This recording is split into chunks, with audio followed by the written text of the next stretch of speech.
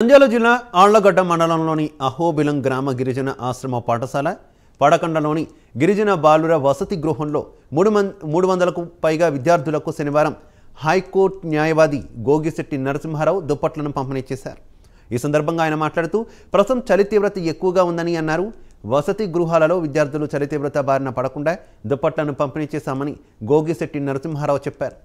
విద్యార్థులకు అవసరమైతే health camp నిర్వహించి ఆరోగ్య పరీక్షలు కూడా చేయించి ఉచితంగా మందులను కూడా పంపిణీ చేస్తామని గోగిశెట్టి నరసింహారావు తెలిపారు. ఈ కార్యక్రమంలో నంద్యాలకు చెందిన ప్రముఖ వైద్యుడు డాక్టర్ సాగర్, ఉపాధ్యాయులు, సిబ్బంది పాల్గొన్నారు.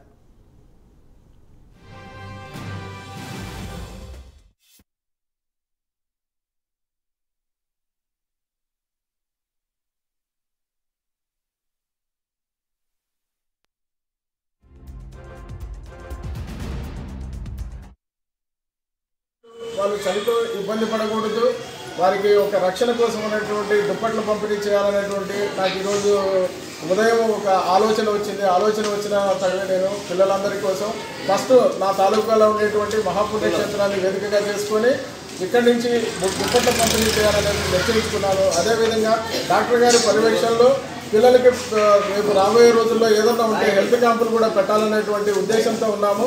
ఇక్కడ ఉండేటువంటి వసతులు కానీ పరిస్థితులు కానీ నాకు కొంచెం చాలా సంతోషంగానే ఉన్నాయి.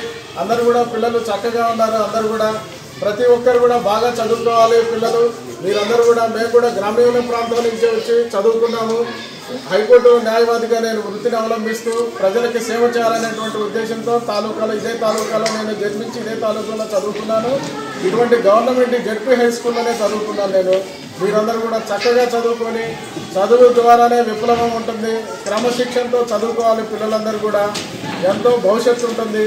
ఇలా డాక్టర్ సంజయ్ గారు వీరు కూడా ఎన్నో సేవా కార్యక్రమాలు